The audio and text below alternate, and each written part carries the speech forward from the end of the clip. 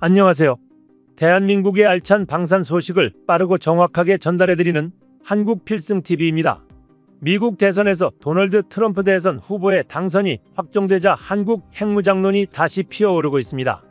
미국 대선 직후 열린 전략국제문제연구소 CSIS 한국석전은 뉴욕에서 열린 코리아 소사이어티 대담에서 트럼프 2기 행정부가 미국 우선주의로 돌아가면 핵무장에 부정적이던 한국 전문가들이 찬성 쪽으로 대거 선회할 것으로 예견했습니다. 일부 한국 언론에서는 윤 정부가 핵무장 필요성을 설득해야 한다며 강경한 주장까지 나오고 있습니다. 대한민국 핵무장론과 함께 한국은 전반적인 국방 군사무기 수준을 높이고 있는데요. 가장 핵심적으로 성능을 높이는 것이 바로 KF-21 전투기입니다.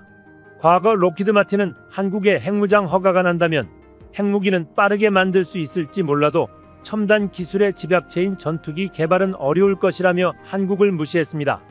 하지만 이제 대한민국은 항공엔진 개발도 놀라운 속도로 이뤄내고 있는데요. 오늘은 이에 대해 총정리해보았습니다. 현재 항공엔진을 자체 기술로 개발할 수 있는 국가는 10개국 미만입니다. 많은 국가들이 높은 수출 통제를 통해 항공엔진 기술을 보호하고 있습니다. 한국의 KF-21 수리온 헬기 등에도 외국산 엔진이 탑재되는데 아무리 한국 기술로 만든 동체라도 엔진이 없으면 무용지물이기에 이를 수출할 때는 반드시 엔진 생산국의 허가를 받아야 하는 등의 어려움이 따릅니다. 특히 미사일 기술 통제 체제 등에 따라 6세대 유무인 전투기에 대한 엔진 수입 수출은 엄격히 통제되는데요. 이 말인즉슨 KF-21 보라매가 스텔스기로 전환될 시 외국산 엔진 사용이 불가능하다는 것입니다. 이로 인해 한국의 스텔스 기술이 수준급이라 하더라도 쉽게 스텔스기를 제작할 수 없었던 것입니다. 결국 한국이 자국산 스텔스 전투기를 보유하기 위해 선행되어야 하는 것이 국산 엔진 개발이라고 할 수 있습니다. 현재 정부는 국방과학연구소 중심으로 출력 15,000파운드급 이상의 항공엔진 개발을 위한 개념 연구를 진행하고 있습니다.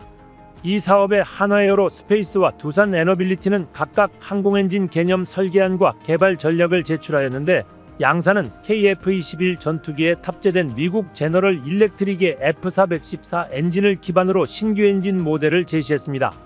그런데 한국산 엔진의 시제 모델 설계를 살펴본다면 F414 엔진에 비해 출력과 연료 소모율이 무려 10에서 15%까지 늘어났다는 것을 알 수 있습니다. 대한민국의 국산 엔진 개발 의지는 확고한데요. 엔진 개발 경험이 많은 해외 유수 기업과 국제 공동 개발을 진행한다면 개발 시간이 단축될 수는 있지만 국내 기술 축적 수준은 독자 개발 대비 낮아지고 개발된 엔진에 대한 지식 재산권을 온전히 획득할 수 없기 때문에 전투기 동체는 공동 개발을 진행하더라도 엔진에 대해서는 확고한 독자 개발 의지를 표명하고 있습니다. 현재 국산 전투기 개발이 최초 논의된 시점부터 체계 개발에 착수하기까지 무려 17년이라는 시간이 걸렸습니다. 사업 타당성을 기관에서 7번 이상 검토를 거치는 등 어려움이 많았지만 결국 국산 전투기를 개발해냈다는 사실이 우리 기술진에게 자신감이 되어 돌아왔습니다. 그렇기 때문에 실로 순조로운 엔진 개발이 진행되고 있음을 알 수 있는데요. 개발 진행 상황을 살펴본다면 한화에어로스페이스의 경우 KF-21에 탑재되는 G사의 F414 엔진을 라이센스 생산하고 있어 익숙한 편이지만 두산 에너빌리티의 경우 다소 생소하실 수 있는데요. 사실 가스터빈 엔진에 있어 두산 에너빌리티는 한국 유일이자 전 세계에서 6번째로 설계 기술을 보유하고 있는 업체입니다. 미국 제너럴 일렉트릭, 일본 미쓰비시 파워, 독일 지멘스 등에 이어 2019년 두산 에너빌리티가 발전용 대형 가스터빈 국산화에 성공했습니다. 발전용 가스터빈과 항공기용 가스터빈은 모두 공기를 압축하고 연료를 연소시켜 고온의 가스를 발생시키며 이 고온의 가스를 이용해 터빈을 돌려 기계적 에너지를 생성하는 원리로 작동합니다. 특히나 1500도가 넘는 배기가스의 열을 견딜 소재를 만드는 것이 항공용이나 발전용 가스터빈 핵심이라고 할 수 있는데요. 비행체의 추진력을 얻기 위한 초고온, 초고압 환경에서도 엔진의 변형 없이 유지되어야 하기 때문에 구성품 소재 개발은 매우 중요합니다. 두산 에너빌리티 송용진 부사장의 언급에 따르면 항공용 터빈은 지상뿐 아니라 높은 하늘에서도 빠른 속도 변화가 있기 때문에 블레이드 사이즈는 작아도 기술적으로 더 어려운 부분이 있을 수 있는데 그러나 제작부에서 평가하는 요소들은 같고 특수 소재를 많이 다뤄본 두산의 경우 충분히 도전할 만한 역량이 있다라고 했죠. 일례로 두산은 항공용 엔진이 요구하는 섭씨 1500도 정도의 고열인 터빈 입구 온도를 견딜 수 있는 설계와 제작 역량을 지니고 있는데요. 1500도는 금속이 녹는 점을 넘어서는 가혹한 환경인데 온도가 높을수록 고난도의 냉각 설계와 소재, 기술력이 필요로 합니다. 그러나 두산은 이미 섭씨 1680도 고온 환경을 극복하는 연소기와 터빈기기 설계 그리고 냉각 기술을 확보하고 있죠. 이게 얼마나 대단한 거냐 하면 한화에어로스페이스마저 1800켈빈, 즉 섭씨 1527도 TIT 기술력을 2029년까지 개발 완료로 하는 것을 목표로 하고 있습니다. 그리고 한화 측이 가장 어렵게 생각하고 있는 것도 바로 이 고온을 견디는 소재를 개발하는 것이죠. 터빈 작동 환경이 1600도라고 할 때 약 1000도 정도는 소재 기술이, 나머지 600도는 냉각 기술과 코팅 기술이 담당하게 되는데요. 회전제이기 때문에 높은 피로에서 더 견뎌야 하고 복잡한 형태를 만들어야 하며 냉각을 위해 홀 가공돼야 합니다. 특히 두산은 고온 시험 관련 크리프 시험기를 국내 최대 규모로 200대 이상 보유하고 있으며 이를 통해 장시간 시험 데이터를 많이 확보하고 있는데 현재 19년에 걸쳐 연속 시험 중인 장비도 있습니다. 특히나 터빈 온도 1680도까지 견딜 수 있는 역량은 독일 지멘스와 미국 GE보다 높은 수치라고 할 수 있는데요. 터빈 인렛 템퍼레이처라고도 불리는 터빈 입구 온도는 가스터빈 엔진에서 가장 중요한 성능 지표 중 하나로 그 자체만으로 제트 엔진 기술력의 척도로 쓰이기도 합니다. 괜히 국가연이 두산을 끼고 엔진을 개발하는 것이 아니죠. 최근 ADD에서 진행된 한국형 엔진 개발 사업 설명에서도 두산과 한화의 프리젠테이션 결과 두산의 설계 능력 그리고 한화의 생산 능력이 각각 높은 점수를 받았습니다. 여기서 중요한 점은 두산과 한화의 경쟁 구조가 아니라 두 자랑스러운 업체들은 모두 한국형 엔진 개발에 협력업체로 나서게 된다는 것이죠. 사실 생산 측면에서는 두산이 핵심 중간재 역할을 할 수밖에 없어 한화와 두산의 협력은 한국산 엔진을 더욱 명품으로 만들어줄 것입니다. 그런데 한국이 엔진 개발까지 쭉쭉 이어가며 순조로운 전투기 개발 상황을 보이는 반면 KF-21의 가장 강력한 대항마로 꼽혔던 터키의 칸 전투기 개발 사업이 결국 스캠, 즉 사기였다는 충격적인 소식입니다. 2024년 2월 21일 첫 번째 시제기가 주로 비행에 성공하며 많은 관심을 불러일으켰던 터키의 전투기입니다. 그러나 시제 2호기는 2025년 말이 되어야 제작이 가능하다고 밝힌 것인데요. 일사천리로 진행되고 있다고 생각했던 터키인들은 갑자기 두 번째 시제기가 거의 만 2년이 되어야 나온다는 소식에 다소 어이가 없어하는 반응입니다. 자국 내 네티즌조차도 선거철이 끝난 쇼맨십이라고 팩트 폭행을 할 정도인데요. 예전부터 칸 프로젝트는 현 튀르키의 에르도안 AKP 정권의 정치적 이해가 관여된 사업이라는 인상을 줄 만한 요소가 많은 것이 불안 요소로 꼽혀왔습니다. 즉 정치적 선동 프로파간다를 위해 국가 프로젝트인 전투기 사업을 이용해 오고 있다는 지적인데요. 우선 2010년대 중반 당시 2023년 초도비행이라는 무리한 계획을 갖고 있었던 것은 유명하며 이러한 초도비행 일정은 2023년이 튀르키예 공화국 수립 100주년이 되는 시점이라 거기에 맞춰 전투기를 개발하겠다는 미명하의 말도 안 되는 플랜을 밀어붙였던 것입니다. 엔진 개발 사업에는 관련성이 없는 에르도안 일가 운영업체가 참가하는 것도 지적받고 있죠. 개발 프로그램의 쪽으로는 2020년대 초반 들어 이렇게 경제 상태가 엉망이라는 점이 주요 개발 리스크로서 작용하고 있는데 에르도안 정권의 경제정책 실패, 특히 경제학 기본과 반대되는 지적 정책으로 인한 매우 높은 인플레이션과 환율, 이로 인한 외환 보유고 부족과 높은 실업률은 경제 위기 직전의 상태로 언제 부도가 나도 이상하지 않을 상황이었고 결국은 선거 기간 내에 첫 번째 지지율을 띄우는 데 성공했던 칸에 두 번째 시제기를 제작하는 데에는 2년이라는 긴 시간이 더 필요하다고 하는 것이죠. 반면 한국의 KF-21의 경우 시제 1호기에서 6호기까지 심지어 복좌형 시제기가 포함되어 있음에도 불구하고 거의 한 달에 한 대꼴로 제작이 되었는데요. 성공적인 개발 및 양산까지 착수한 KF-21에 대한 해외 관심은 지속적으로 커지고 있는데요. 최근 미들급 다목적 전투기 도입 사업에 착수한 말레이시아가 한국 KF-21과 러시아의 수호이 57을 두고 최종 선택을 앞두고 있다는 소식과 함께 군사 전문가들은 만약 말레이시아가 수호이 57을 선택한다면 이는 위험한 도박이 될 수 있다고 경고하고 있습니다. 해외 군사매체 조나 밀리터리에 따르면 말레이시아가 KF-21과 수호이 57을 두고 고민하고 있는 사이 전문가들은 러시아의 5세대 전투기는 아직 성숙한 무기 시스템으로 간주되기에는 거리가 멀게 느껴지는데 대규모 연속 생산에 실패했을 뿐만 아니라 타국 공군의 관심을 끌만한 요소를 지니고 있지 못하기 때문이라고 했습니다.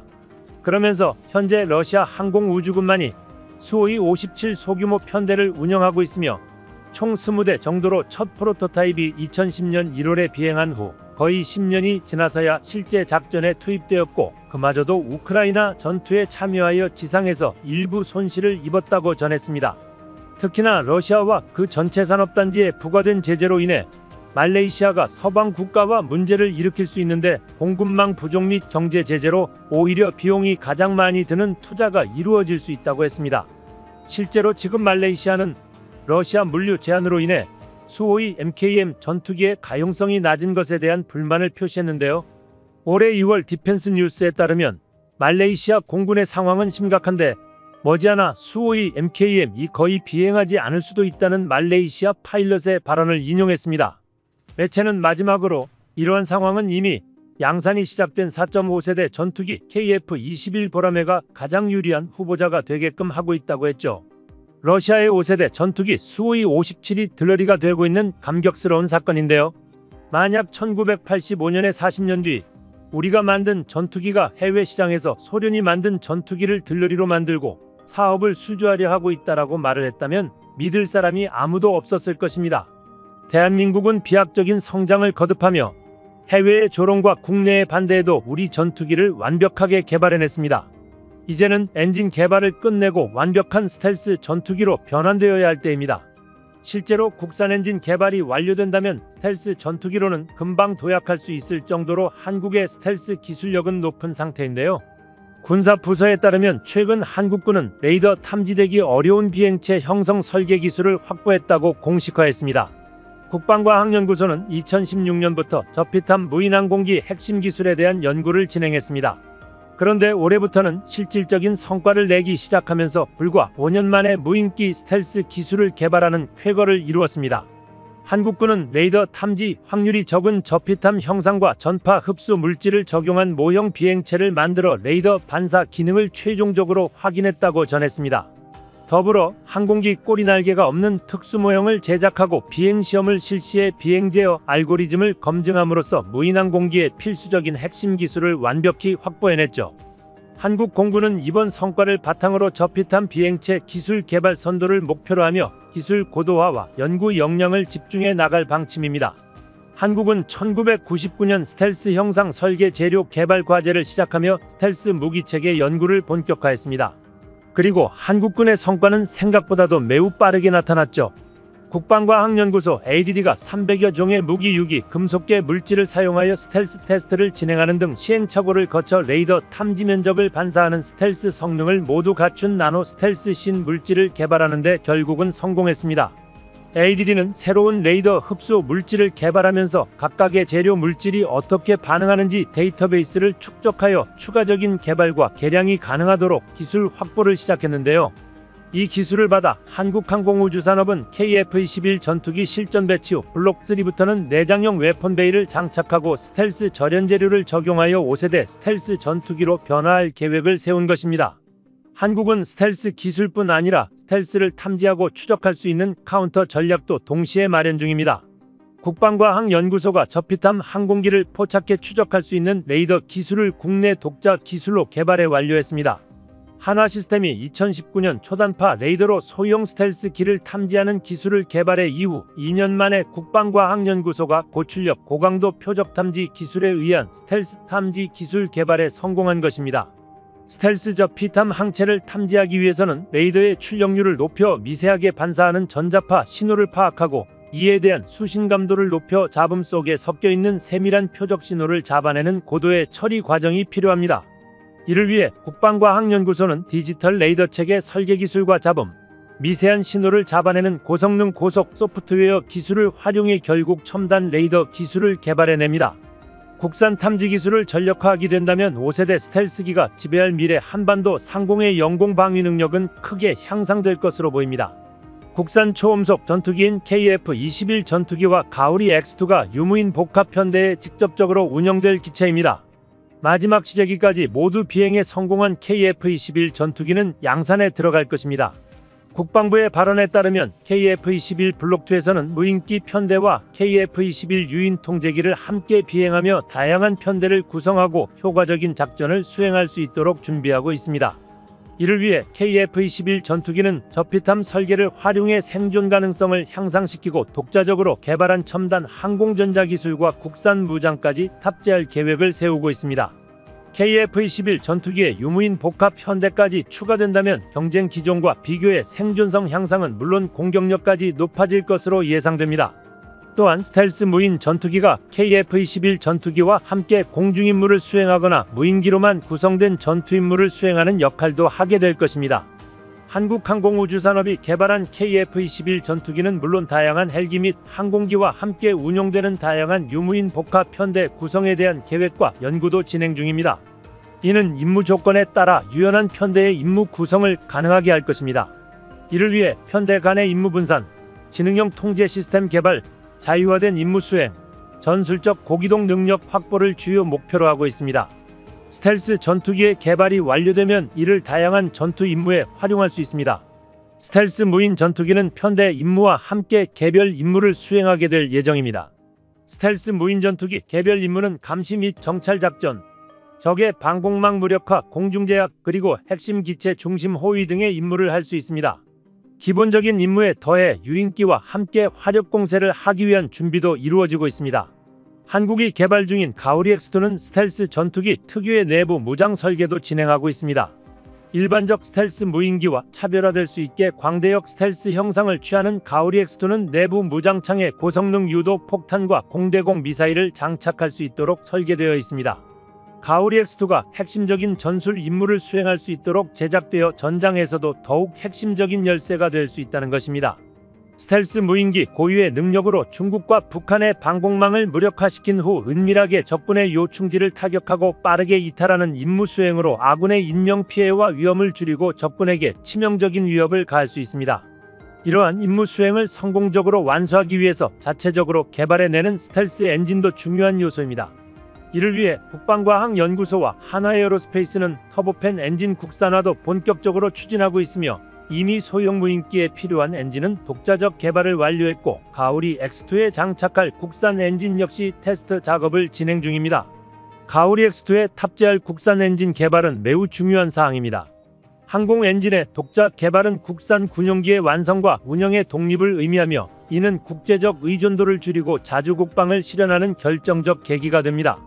국방과학연구소는 순항미사일 개발 과정에서 단계적 엔진 기술 개발을 통해 18,000파운드 엔진 설계를 완료한다는 계획과 올해 안에 가오리의 스텔스 무인 전투기의 생산을 마칠 것으로 알려졌습니다. 이렇게 한국항공우주산업은 그들의 노력과 연구를 통해 차세대 전술체계를 구축하고 전 세계 항공전에 대한 경쟁력을 향상시켜 나갈 것입니다. 또한 한국산 KF-21 전투기 수출에 있어 세계 전투기 시장에서도 높은 경쟁력을 보여줄 수 있을 것으로 기대됩니다. 향후 스텔스 기술이 적용된 KF-21 전투기를 통해 유무인 복합편대는 미래 항공전의 핵심 플랫폼으로 그 빛을 발하게 될 것입니다. 한국항공우주산업은 이를 실현하기 위한 차세대 전술체계를 구축하고 개발해 나가고 있습니다. 무인기와 유인기의 유기적 연계를 통한 전투력 강화는 국가안보에 엄청난 기여를 하게 될 것으로 판단됩니다. 이를 바탕으로 한국항공우주산업에서는 유무인 복합체계의 핵심 기술에 총 1,025억 원 투자 계획을 승인하며 대한민국의 게임 체인저를 점차 강화시키고 있습니다. 한국은 전투기 유무인 편대를 활용하여 방산강국의 입지를 더욱 단단히 굳힐 것으로 보이는데요. 최근 경남 사천에서 KF-21 전투기가 활주로가 아닌 도로 위를 질주하는 모습이 포착되어 화제가 되었습니다. 5일 오전 11시 30분경 사천 공군부대와 한국항공우주산업을 잇는 다리 위에서 한국형 KF-21 전투기가 지나가는 신기한 광경이 목격되었는데요. 이는 시험비행을 마친 KF-21 전투기가 한국항공우주산업으로 돌아가는 과정으로 확인되었습니다. 그런데 해당 전투기의 모습에서 특이한 점을 엿볼 수 있었기에 갑론을박이 일어나고 있습니다. 기존과 다른 랜딩기어 설계뿐만 아니라 접히는 각도와 바퀴를 지탱하는 부품까지 원래 설계보다 보강되어 있다는 것이었습니다. 이로 인해 다시 한번 KF-21 전투기 함재기가 제작되고 있는 것이 아니냐는 논란이 일었습니다. 심지어 당시 진행한 시험비행의 경우 스텔스 도료를 바른 채 이륙하는 비행이었는데요. 이번 시험 비행으로 인해 한국산 KF-21 전투기가 스텔스기로 진화하기 위한 위대한 도약에 한 걸음 더 가까이 가게 되었으며 KF-21 전투기 관련 논란들은 새로운 국면을 맞이하였습니다. 실제 스텔스 성능이 더욱 완벽하게 구현되기 위해 레이더 및 여타 성능 확인이 들어갔기 때문입니다. 그런데 이와 별개로 더욱 특이하게 보였던 것이 비행 중 랜딩 기어가 접히는 장면에서 발견된 것이었습니다. 전문가들은 이번 시험 비행에서 적어도 비행을 진행한 것 역시 이와 관련이 있다고 언급했습니다. 해당 비행을 관측했던 국내 군사 전문가들이 밝힌 견해에 따르면 애초에 초음속 전투기로 설계된 KF-21 특성상 지면에서 이륙하는 순간 랜딩 기어를 접는 것이 보편적이며 불필요하게 낮은 고도를 유지할 필요가 없었다는 점에서 초기 설계한 KF-21 전투기 항공모함 함재기용 기체가 제작되고 있는 것 아니냐는 의문이 제기된 것입니다. 현재 공식적으로는 KF-21 전투기의 3가지 버전이 공개되었습니다. 바로 전자전기 형태인 KF-21A, 그리고 성능 개량 버전인 KF-21EX, 마지막으로 수출형 버전인 KF-21SA였습니다. 그런데 이번 소식으로 인해 한국이 그동안 벼려왔던 한국산 함재기 KF-21N에 대한 공식 발표가 얼마 남지 않은 것이 아니냐는 파문이 일었습니다. 최근 경남 사천 공군 훈련 비행단에서 대기 중이던 시제기들은 반복 비행을 진행하고 있습니다. 극한 환경에서 다양한 시험을 마치고 있는 KF-21 전투기는 실전기체 조립을 위해 한창인데요. KF-21 전투기는 단계형 진화를 거쳐 완성되는 전투기체로 현재 실전 배치될 기체는 조립되는 반면 블록2 기체를 위한 스텔스 성능과 엔진 성능 등 다양한 시험이 이루어지고 있습니다. 이날 지상 임무통제실의 교신과 이륙허가에 따라 병음을 내며 날아오르기 위한 실전 비행 준비에 나섰습니다. 안전추적기 임무를 받은 국산 경전투기인 FA-50 전투기가 뒤따르고 두 전투기는 속도를 내면서 순식간에 시야에서 사라졌습니다. 이번 비행에서 KF-21 전투기에 주목할 점이 있다면 최근 비행에서 랜딩 기어가 강화된 모습을 보여주었는데 추가적인 강화 설계 개량이 완료된 모습이 포착되었다는 점입니다. 랜딩 기어를 개량하는 모습이 직접적으로 공개된 것은 이번이 처음입니다. 일반인들이 보기에는 특별해 보이지 않을 수 있는데 해당 장면이 공개되자 해외 전문가들은 충격에 빠진 듯한 반응을 보였습니다. 기체에 비해 다소 비대해진 랜딩 기어도 수상했지만 바퀴가 모두 접힌 후 내부에 복잡한 서스펜션 구조가 추가된 것을 보면 이는 특별한 의도를 가지고 설계된 것이라는 주장이 제기되었습니다. 국내 언론에 따르면 분당국은 최근 경항공모함에 탑재될 전투기로 KF-21 전투기를 검토하고 있다고 밝힌 바 있습니다. 이에 일각에서는 수직 이착륙 기능이 없는 KF-21 전투기는 활주로가 짧은 경항모에 부적합하며 일명 중대형 항모를 도입하는 방향으로 사업이 변경되는 것 아니냐고 분석했습니다. 현재 우리 해군이 계획하고 있는 항모의 길이는 265m로 해군의 핵심 항공모함입니다. 활주로가 짧은 경항모의 한계를 극복하기 위해 해군은 200m 이내의 활주로에서 이륙이 가능하고 착륙은 수직으로 가능한 수직 이착륙기가 필요하다고 주장했지만 KF-21 전투기는 수직 이착륙 기능이 없는 상황이었기 때문에 국방부는 이를 고려해 항모의 구조 변경까지 함께 검토되어야 한다고 설명한 것인데 그 시험을 지금 해보는 것이라는 추측이었습니다. 다만 함재기로서 KF-21 전투기를 활용하기 위해 항모의 구조를 변경하는 것이 옳은지 아니면 KF-21 수직 이착륙 기능을 추가하는 것이 맞는지에 대해서는 여전히 의견이 부분하며 갑론을박이 있습니다. 일전에 한국산 KF-21 전투기에 함재기를 제작하지 않으며 수직 이착륙 기능을 넣지 않겠다고 밝힌 바 있었으나 이것이 완전히 공식화되지 않은 이유는 바로 자주국방을 이룩해야 한다는 것 때문이었는데요. 이번 논쟁으로 인해 KF-21 전투기의 변화된 랜딩 기어가 주목받았습니다. 실로 자주국방을 위한 한국산 함재기 개발이 이루어질 것 같다는 의견이 다시 한번 고개를 들기 시작한 것입니다. 일반적으로 함재기는 지상의 3분의 1밖에 안 되는 어레스팅 와이어가 설치된 항공모함의 전투기를 정확하게 착함할 때 받는 충격이 어마어마합니다. 지상의 활주로에 착륙하는 군용기 중 착륙에 최대 1km를 소모하는 군용기도 많지만 대형 항공모함도 비행 갑판 전체 길이가 대략 300m 정도밖에 안 되기 때문에 제동에 애를 먹을 수밖에 없습니다. 이는 함재기로 개발된 F-14 톰캣 착함 테스트 영상에 잘 나타나 있습니다. 착함 시 실속 속도보다 아슬아슬하게 높은 수준의 속도로 갑판에 착함하기 때문에 정기점검 및 신규 개발 시 수미터 높이에서 프로토타입으로 만들어진 항공기 동체를 직접 떨어뜨려 시험합니다. 착함 때 충격은 파일럿에게도 심각한 부담을 주며 이로 인해 항공모함에서의 비행 경험이 1000회 이상 되는 베테랑 조종사들은 착함의 충격으로 인하여 키가 2에서 3cm가량 줄어든 사례도 일부 발견되곤 할 정도입니다. KF-21 전투기 역시 상용화 전까지 2000회 이상의 시험 비행이 예정되어 있는데요. 이 중 일부는 함재기용 시험 비행이라는 추측도 나오고 있는 상황입니다. 함재기로서의 성능을 테스트하기 위해 충격을 받는 것은 착함할 때만은 아닙니다. 바람할 때 역시 증기 캐터펠트를 이용하여 전투기를 말 그대로 발사해버리는 수준이기 때문에 무식할 정도로 높은 하중이 걸리게 됩니다. 말 그대로 항공모함은 노즈기어에 순간적으로 9톤 이상의 하중이 걸리며 이 때문에 함재기로 개발된 전투기들은 육상기지 운용을 전제로 개발된 군용기에 비해 훨씬 더 튼튼하게 제작되는 것은 물론이고 미국을 비롯해 러시아, 중국, 유럽 등 항공모함을 운영하는 나라의 함재기들은 메인 노즈기어에 더블 타이어를 기본 장착하고 있습니다. 그런데 한국이 지금 이 기술을 개발 중입니다. 타이어를 장착하는 공군용과 외관상 뚜렷하게 구분할 수 있는 특징을 가집니다. 평범한 공군 전투기의 랜딩 기어에 비해 15배 이상 굵어야 하는 것이 기본 전제이며 랜딩 기어만 보강되어서는 안되며 1차적으로는 랜딩 기어가 힘을 받지만 기체 골조까지 강화되어 있지 않다면 캐터펠트로 바람시 앞부분만 뜯겨나가는 참사가 일어날 수 있습니다. 결국 전체적인 기체 골조에 엄청난 기술력과 비용이 투자된다는 것입니다. 때문에 보통 함재기를 제작할 때는 공군 전투기보다 2배 이상 긴 일정을 가지고 설계되며 그럼에도 불구하고 착함시 받는 충격으로 인해 실제 운영 수명은 공군 전투기보다 더 짧다는 분석까지 나옵니다. 또한 바다에서 활용되므로 염분에 대한 대책을 세워야 하는 것은 물론 정비 효율을 높이기 위한 모듈화 설계도 요구되는데 항공모함과 같은 좁은 곳에서 기체를 대규모 정비하는 것 자체가 굉장히 어려운 일이기 때문입니다. 이러한 비행시험과 맞물려 한국항공우주산업은 KF-21 전투기 비행 및 시험 내용을 간략히 정리한 개요를 보고서로 업로드하였습니다. 그런데 해당 보고 내용에 KF-21 함재기 파생형인 KF-21N에 대한 일부 내용이 기재되어 더더욱 한국형 함재기 공개에 대한 시기가 다가오고 있냐는 것 아니냐는 주장이 제기되고 있습니다.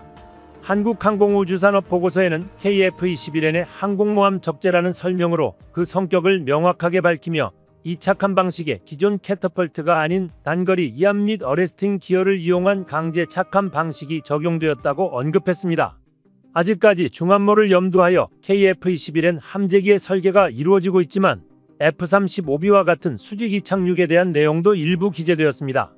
현재 업계에서는 KF-21 전투기 기본형 랜딩 기어와 같은 이착함 장치 보강 및 폴딩 염분 방지 처리되지 않고 함재기 기능을 보강하는 것에 문제가 없으며 한국항공우주산업 측의 자체 개발 의지를 보여주려는 의도로 랜딩 기어, 폴딩 영상을 공개한 것이라는 평가를 내놓고 있습니다. 그리고 이와 같은 다양한 파생형으로 인해 KF-21 전투기의 생산력을 늘려가려는 계획으로 짐작했습니다. KF-21 전투기의 다변화로 미래 한국은 공중전에서 어떻게 활약하고 어떤 방식을 활용할 것인지에 대한 행복한 고민에 빠질 것으로 예상됩니다. 대한민국은 단 7년 만에 전 세계를 경악하게 할 정도로 놀라운 발전을 이루었습니다. 한국이 향후 몇 년 동안 다시 한번 대반전을 일으키는 것은 어려운 일이 아닙니다. 현재 KF-21 전투기는 A사 레이더, 항전장비, 공대공, 공대지 미사일 등 다양한 부분을 하나씩 국산화하는 데 성공하고 있습니다.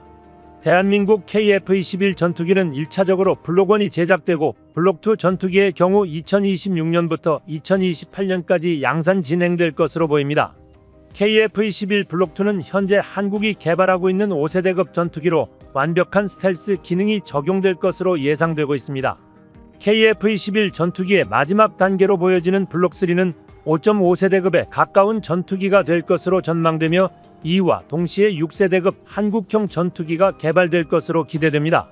11월 방위산업계에 따르면 한화와 두산은 최근 국방과학연구소가 발주한 첨단 엔진 개발 관련 개념 설계 프로젝트에 참여해 검증을 완료했습니다.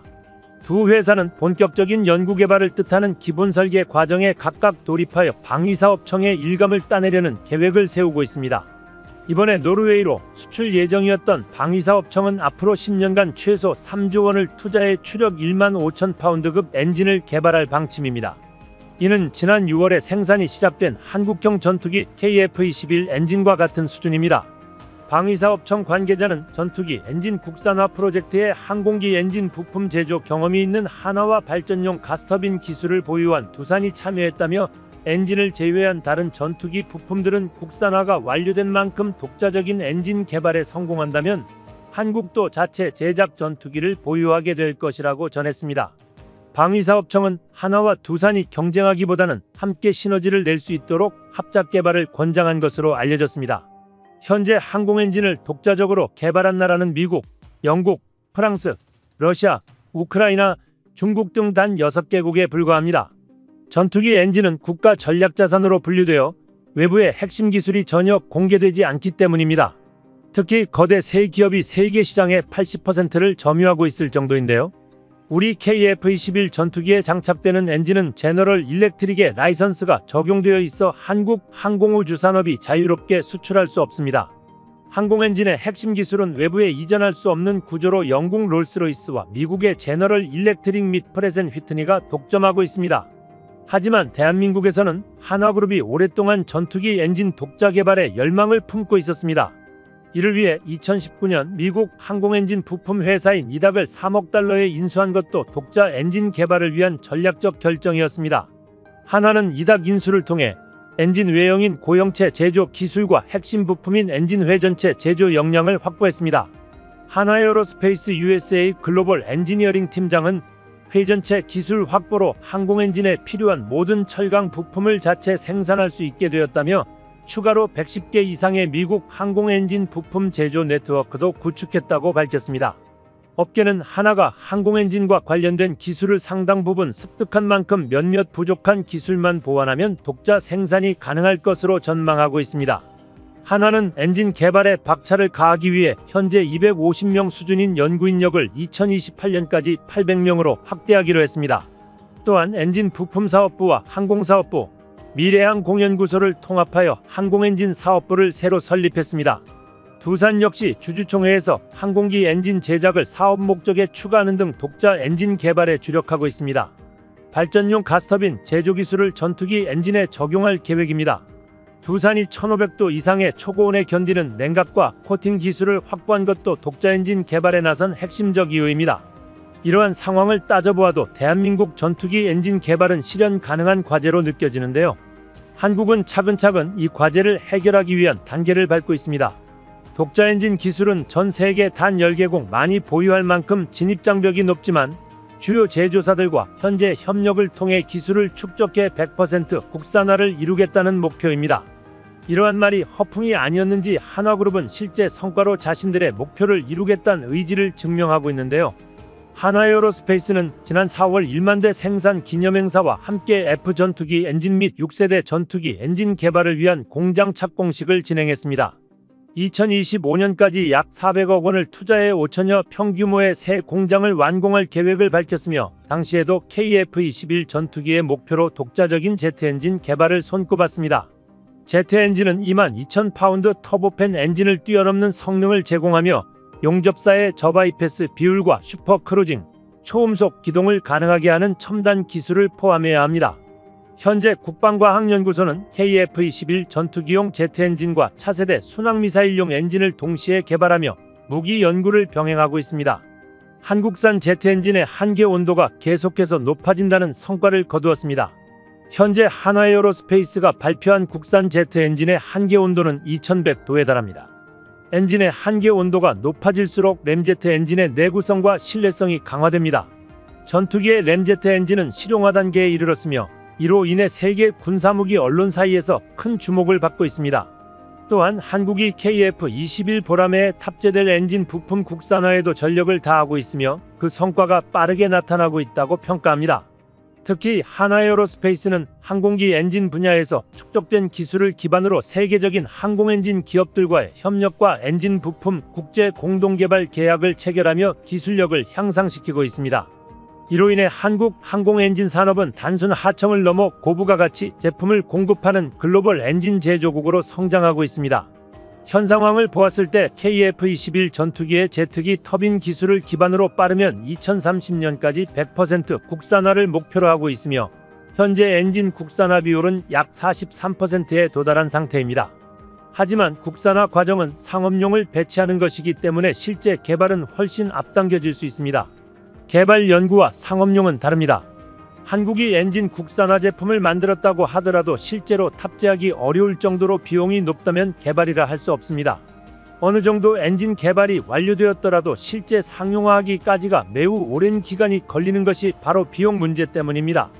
그렇기에 2030년까지 엔진 국산화라는 것은 어느 정도 미리 테스트용 엔진이 개발된 뒤 약 몇 년의 과정을 걸쳐서 상업화를 시키는 과정으로 보시면 됩니다. 이 말인 즉슨 이미 국산 엔진 개발이 완료되었을 수도 있다는 것인데요. 사실 한간에는 KF-21 보람의 국산 엔진 기술은 모두 개발이 완료되었다는 소문이 떠돌지만 카이 관계자가 아닌 이상 자세한 정보는 알 수 없습니다.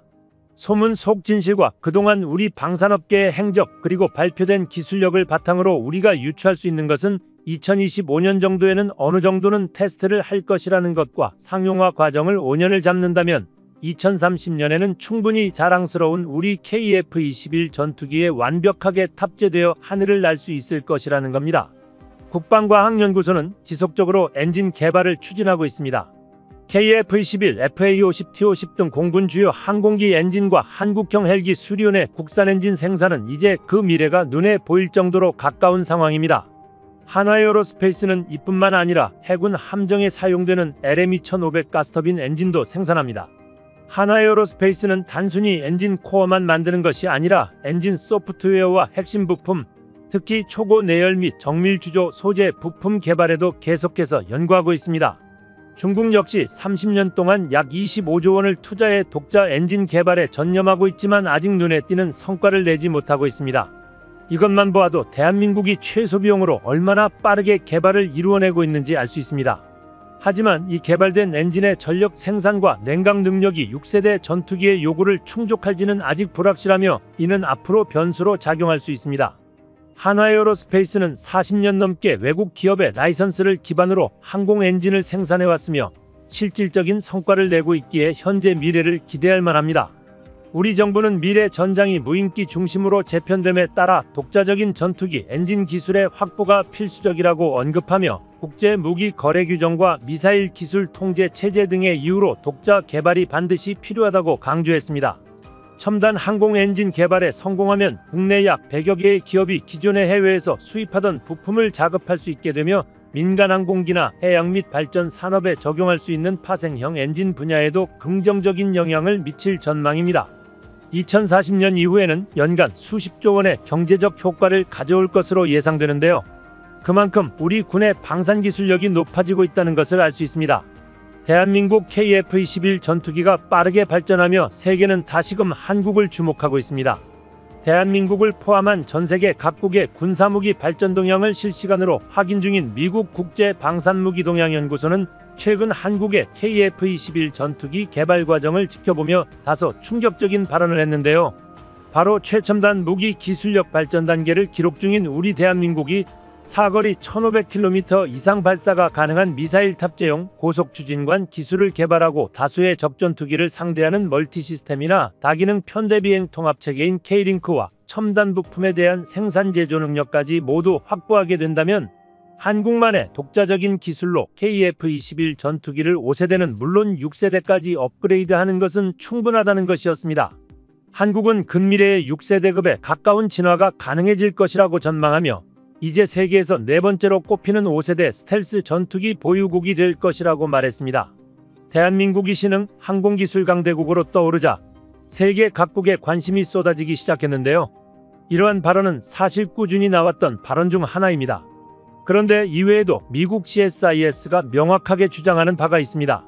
한국항공우주산업카이에서 기대 중인 KF-21 전투기의 폴란드 수출을 통과시키거나 한국 공군의 KF-21 전투기를 본격적으로 운용하는데 외국산 부품들은 여러가지 제약이 따르기 때문에 결국 독자 부품 개발을 통한 대한민국의 국방 수준을 독자적으로 달성하는 것이 선택의 여지가 없는 필수 사항이 된 것이라는 주장입니다.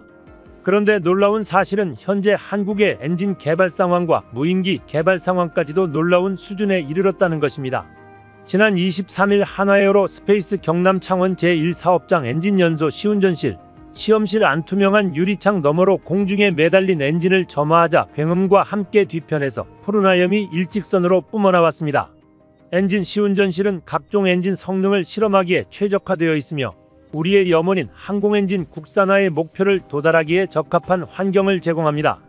한화에어로와 두산에너빌리티가 합작하여 엔진 개발을 진행하기 시작하자 이제는 그에 대한 성과가 차츰 보이면서 이제는 KF-21 보람의 전투기에 들어갈 엔진 부품마저도 성과를 보이기 시작했다는 점이 대한민국이 과거와는 다르게 최첨단 기술력을 놀라울 정도로 뛰어나게 활용하고 있다는 것을 세계에 보여준 것이죠. 그러던 와중 한국을 항공기술 강대국 반열에 올려줄 가장 필수적인 엔진 개발에 대한 성과가 나고 있다는 소식이 들려왔습니다. 현재 한화에어로스페이스에 따르면 KF-21 전투기에 탑재될 국산 엔진은 기존 미국산 F414 터보팬 엔진보다 더욱 강력해진 고성능 램제트 엔진으로 확정되었습니다. 한화에어로 측이 영국의 롤스로이스사와 협력하여 터득한 기술인 엔진 제어 장치 시스템을 성공적으로 구축하였으며 당시 미국 측 기업은 한국과의 엔진 개발 협력을 다소 꺼려하는 분위기였으며 한국과의 기술적 협력을 거부했던 결정적 원인은 기존 F414 미국산 엔진과 부품을 추가적으로 납품하여 이득을 보기 위해서라고 추측되고 있습니다. 미국의 입장에서 본다면 당연할 수 있는 입장입니다. 한국이 램제트 엔진을 빠르게 개발해낼수록 KF-21 전투기 사업에서 중요한 부분을 차지하는 미국 엔진기 업체의 입지가 축소되거나 아예 빠질 수도 있는 부분이기 때문입니다. 이로 인해 한국은 자체적으로 전투기 항공엔진 국산화에 힘을 쓰고 있으며 초기에는 영국과 협력하여 추가적인 기술 발전을 이룩했습니다. 국산 제트 엔진을 시험 이전 한화에어로가 아닌 한국항공우주산업 역시도 기존 KF-21 보람의 전투기에 탑재하던 미국산 F414 터보팬 엔진의 성능을 뛰어넘을 수 있는 5세대 초음속 전투기 엔진실 증비행을 시험하겠다는 언급을 공식적으로 발표해 화제를 모았습니다. 이처럼 최근 KF-21 전투기가 본격적으로 국산 엔진 가동과 시연을 시작했는데요. 이번 달 국산 엔진 시험을 시작하여 다음 달에는 무인 전투기 플랫폼을 통한 국산 엔진 시험을 완전하게 확정지을 것 같습니다. 현재 한국이 목표로 하고 있는 KF-21 전투기의 국산 엔진 최대 출력은 약 44,000파운드로 중국산 엔진을 순식간에 초라하게 만들어버리는 놀랍도록 강력한 추력을 자랑합니다. 특히 KF-21 전투기 블록2가 고도의 열탐지 레이더 기술에 노출되지 않기 위한 다양한 스텔스 기술이 고안되고 있으며 그중 하나의 방법으로 엔진 배기노즐부에는 한국형 스텔스 엔진 기술을 적용한다고 밝혔죠. 한국형 스텔스 기술로 인해 엔진 온도 하락과 저피탐 성능을 획기적으로 끌어올릴 수 있으며 일반적인 니온원형 노즐에 비해 일정 간격으로 여러 개 돌출된 형상을 가진 스텔스 형상을 전격 채용하였습니다. KF-21 전투기의 전투기 엔진 지상시험은 향후 2년간 반복시험을 목표로 하고 있는데요. 고도와 비행거리, 이륙 증량 등을 점차 늘려가는 방식으로 안정성을 가장 우선으로 두고 진행될 예정입니다. 4만 파운드급 추력은 프랑스의 라팔 전투기 엔진과 유럽연합의 유로파이터 타이푼보다도 훨씬 강하다고 볼 수 있는데 이러한 놀라운 성능의 전투기 엔진을 한국은 다가오는 2030년까지 개발해내는 것을 목표로 하고 있습니다. 현재 한국은 세계 4순위의 가스터빈 엔진 기술 보유국이며 이러한 가스터빈 엔진 기술력을 토대로 삼아 미국과 유럽연합 등 보편적인 제트 엔진에 적용되는 터빈 기술력을 대한민국이 독자적으로 직접 보유하는 것을 중점적으로 고려하고 있습니다. 이러한 목표를 위해 1차적으로는 한국산 무인기에 엔진을 탑재해 비행시험을 진행하고 있는데요. 그 첫 번째는 소형 무인기였으며 차츰 대형 무인기와 스텔스 무인 전투기로 확대되고 있습니다. 최근에는 KF-21 전투기 실전 양산을 시작하면서 무인기 개발의 변곡점을 맞이했다는 소식이 들렸습니다. 한국이 세계 최초로 휴먼 로봇을 제작하며 미국과는 다른 방식으로 항공기에 적용하기 시작했습니다. 대한민국은 해당 기술력을 바탕으로 무인기 개발에 박차를 가하고 있습니다. 최근 국방과학연구소가 무인기용 스텔스 기술을 국산화했다는 놀라운 소식을 전했습니다. 한국군이 첨단 무기 개발 성과를 거두고 있다는 보도에 전 세계가 집중하고 있는 상황인데요. 실제로 미국의 군사 전문가 데이비드는 한국 스텔스 전투기에 대해 진심으로 찬사를 보냈습니다.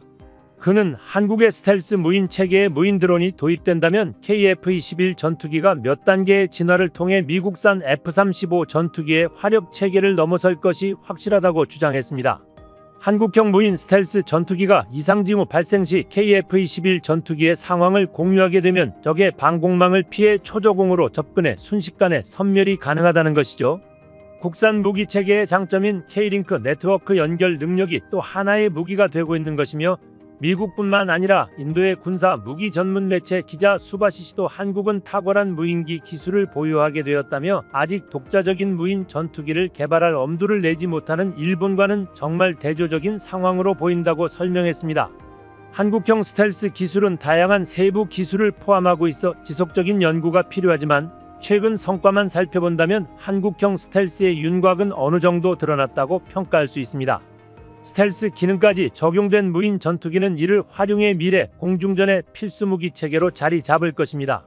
특히 국산 초음속 전투기인 KF-21과의 유무인 복합편대는 미래 공중전에서 우위를 차지할 한국의 독자적 게임 체인저로 주목받고 있습니다. 대한민국은 일찍부터 무인기술이 혁신 기술의 중심이 될 것을 확신하였고, 한국 항공우주산업은 차세대 전술체계인 유무인 복합편대를 통해 미래 항공전을, 국방부는 스텔스 무인 전투기 개발에 더욱 속도를 낼 것이라고 밝혔습니다. 이를 위해 국방부, 국방과학연구소, 방위사업청 그리고 국내 방산업체들이 협력하여 개발 중인 스텔스 무인 전투기의 성능은 벌써부터 기대를 한몸에 받고 있습니다. 또한 최근 국방부는 국방혁신 4.0의 일환으로 기반의 무인 전투체계와 그물망 킬랩 작전을 도입할 예정이라고 밝혔습니다. 킬랩은 킬체인과 달리 그물망 같은 촘촘한 타격 절차를 통해 북한이 핵미사일을 발사하기 전에 미리 교란하거나 파괴할 수 있는 새로운 작전 운용 개념입니다. KF-21 전투기와 무인 전투기가 함께 편대를 이루는 유무인 복합편대는 킬랩의 이상적인 무기 체계로 평가되며, 이는 차기 군단 무인기 체계 개발을 위해 고강도 경량 소재 도입을 고려하고 있으며 사실상 계획 제출된 것으로 확인되었습니다. 또한 중요한 것은 전자전과 통신중계 등 다양한 임무 수행 능력을 갖추는 것입니다. 스텔스 능력은 특히 무인 전투기가 전장을 누비기 위해 중요한 부분입니다. 군사 부서에 따르면 최근 한국군은 레이더 탐지하기 어려운 비행체 형성 설계 기술을 보유했다고 발표했습니다. 그간 공식 발표와 개발 현황 사이의 간격을 비교해 예측해본다면 현재 무인기 개발은 상당한 수준의 진척이 있었고 이제는 마무리 단계에 이르고 있다고 기대됩니다. 이를 증명하듯 이미 인터넷에는 실제 기체로 보이는 사진 한 장이 공개되어 화제가 되었습니다. 현재 개발 중인 가오리 X2로 추측되는 이 사진은 어느 정도 개발이 완료된 모습을 확인할 수 있습니다. 실제 군사정보통의 보도에 따르면 비공개로 최초 시험 비행을 진행했다고 밝혔습니다. 현재 공개된 자료에 따르면 개발 중인 대형 스텔스 무인 전투기의 시제품 생산을 하반기 중으로 끝마치고 KF-21 전투기의 양산형 기체가 나오는 2026년에 무인 편대 비행이 가능한 다양한 핵심 기술을 적용하겠다고 언급했습니다. 6세대 스텔스 전투기의 핵심인 유무인 복합체계 형성으로 생존성과 작전 성공률 향상을 위해 KF-21 전투기와 함께 기도하는 스텔스 무인 전투기 개발을 활발하게 진행하고 있습니다. 이미 체계적으로 적의 방공망을 무력화하기 위한 스텔스 유인 전투기와 장거리 순항미사일 개발은 이미 속도가 붙고 있습니다. 이 모든 기술을 갖추기 위해 기술진은 밤낮 없이 집중하고 있으며, 현재까지 생존성과 임무 성공률 향상을 위한 스텔스 무인 전투기에 대한 연구도 활발히 진행되고 있습니다. 스텔스 무인 전투기의 최우선 운영 목표는 고위험, 즉 방공망에 접근하거나 침투해 순식간에 목표물을 공격하고 신속히 철수하는 것으로 알려졌습니다. 한국필승TV 시청해주셔서 감사합니다. 좋아요, 구독, 알림 설정 해두시면 언제나 신속하고 정확한 국방 소식 전달해드리겠습니다. 구독자 여러분, 좋은 하루 보내세요.